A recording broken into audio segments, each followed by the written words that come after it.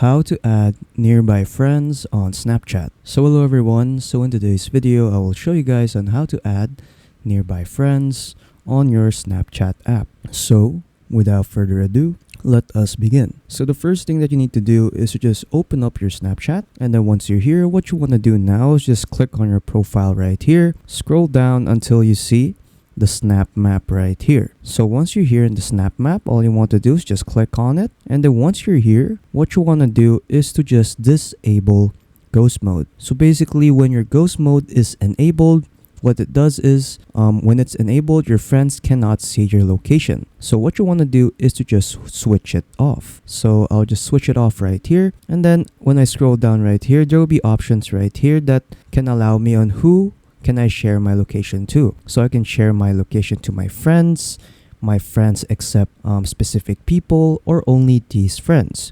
So feel free to customize this section out. And then once you're done, you're pretty much done.